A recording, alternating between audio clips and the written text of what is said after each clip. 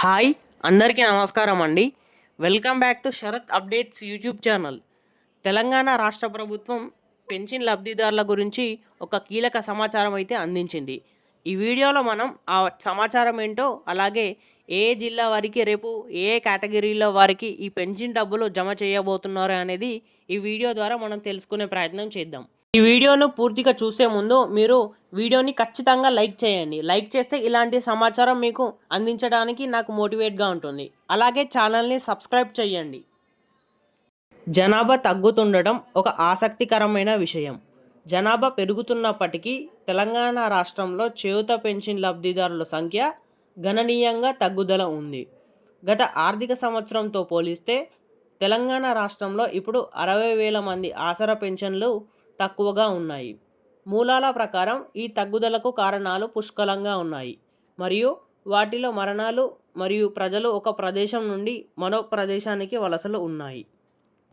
మరో ప్రధాన అంశం ఏమిటంటే కొత్త పెన్షన్ లబ్ధిదారులకు పెన్షన్లు మంజూరు చేయడంలో ప్రభుత్వం విముఖత చూపడం. దాదాపు 25 లక్షల ఆసరా పెన్షన్ దరఖాస్తులు ప్రభుత్వం వద్ద పెండింగ్లో ఉన్నప్పటికీ ఇది జరుగుతూనే ఉంది. 2023-24 ఆర్థిక సంవత్సరంలో చేయూత పెన్షన్ లబ్ధిదారుల సంఖ్య దాదాపు 43,03,000 నుండి 2024-25 ఆర్థిక సంవత్సరంలో దాదాపు 42,07,000కు తగ్గిందని వర్గాలు తెలిపాయి. 2022 నుండి కొత్త లబ్ధిదారులకు దరఖాస్తులను స్వీకరించడానికి మరియు పెన్షన్లు మంజూరు చేయడానికి విండో లేదా వ్యవస్థ పనిచేయకపోయినా మరణించిన లబ్ధిదారుల జీవిత భాగస్వాములకు ప్రయోజనాలను బదిలీ చేసినప్పుడు మాత్రమే అధికారులు చూపించగల పెరుగుదల. గత ఏడాది కాలంలో దాదాపు 16,000 పెన్షన్ బదిలీలు జరిగాయని, వాటిలో కొన్నింటిని మానవతా దృక్పథంతో చేర్చాలని వర్గాలు తెలిపాయి. కానీ దీనివల్ల మొత్తం ఆసరా లబ్ధిదారుల సంఖ్య మారలేదు లేదా రాష్ట్ర ఖజానాకు ఎటువంటి నష్టం వాటిల్లలేదు. వికలాంగుల అంచనా కోసం సాఫ్ట్వేర్, పునరావాసం మరియు సాధికారత సర్టిఫికేట్లు అందుబాటులో ఉన్నప్పటికీ వికలాంగులను పరిగణించడం లేదు అని ఆయన అన్నారు. 2022కి ముందు వచ్చిన దాదాపు 25 లక్షల దరఖాస్తులు ఇప్పటికీ ప్రభుత్వం వద్ద పెండింగ్లో ఉన్నాయని ఆయన అన్నారు. ప్రస్తుతం ప్రభుత్వం చేపట్టిన ప్రజాపాలన కార్యక్రమాల్లో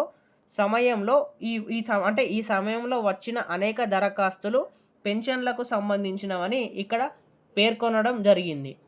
చేయూత పెన్షన్ పథకం అనేది వృద్ధులకు, వికలాంగులకు, హెచ్ఐవి మరియు ఎయిడ్స్తో బాధపడుతున్న అంతిమ దశలో ఉన్న రోగులకు, బోధకుల బాధితులకు, వితంతువులకు, ఒంటరి మహిళలకు, వికలాంగులకైన నేటి కార్మికులకు కూడా మరియు బీడీ కార్మికుల కారణంగా జీవనోపాధి కోల్పోయిన కల్లు గీత కార్మికులతో సహా అత్యంత దుర్బల వర్గాలను రక్షించడం లక్ష్యంగా పెట్టుకుంది ప్రభుత్వం.